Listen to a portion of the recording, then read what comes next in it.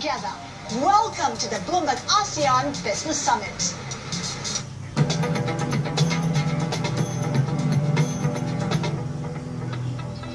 Over 2 days, more than 500 speakers and delegates gathered in the Thai capital to discuss the future of the region. Can its nations integrate to reach its goal of becoming the so-called ASEAN Economic Community by 2015? And what are the biggest challenges ahead? We put those questions to a panel of distinguished guests. Idris Jalla is a minister in the Malaysian Prime Minister's office. Kon Chatkavanij is a former finance minister of Thailand. Gita Wirawan is the former trade minister of Indonesia. Francis Yeo is the managing director of the Malaysian company YTL Group, and Charlie Ma is the CEO of Deloitte Asia Pacific. Gentlemen, thank you so much for being here. Now, we talk about the potential of ASEAN, 600 million people, $2.4 trillion in combined GDP. Wow, right? What great potential, but there's been so much frustration. Why isn't this just another false start? Francis, you're from the private sector. How do you view the political risks that exist in Southeast Asia? I think I look at it in the 30 years I've led YTL. I've seen leadership change in my case, Hussein on to Mahathir to Abdullah Badawi and now Najib. And then Indonesia, I've seen Suharto, Pak Habibie and Megawati and SBY and now Jokowi. In a microcosm, the world changed. In the Western countries, we saw Margaret Thatcher to Tony Blair and to Cameron's. That's a common denominator in the business that I do. I like stable regulatory frameworks, rule of law to thrive.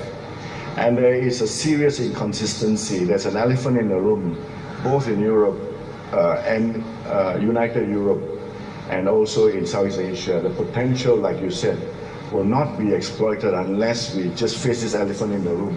The elephant in the room is the inability to come up with a transparent, coherent regulatory framework for infrastructure to be invested. Now, is there a lack of capital to invest in Southeast Asia? Absolutely not.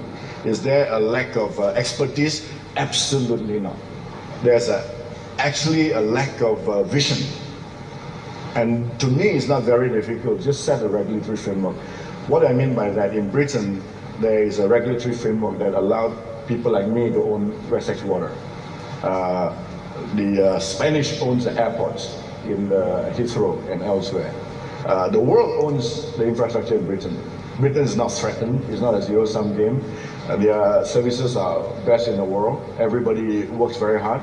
They earn money. They pay their taxes. So the government is not pressured politically to provide to the public taxpayers' money on these essential services.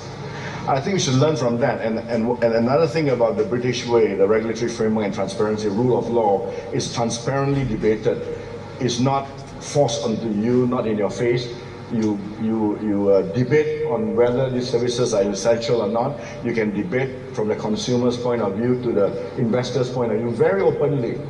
And then a regulator transparently decides, and like a Supreme Court judge rules, okay, I've heard the investors' views on your profits, I heard the consumers' views, this is my decision.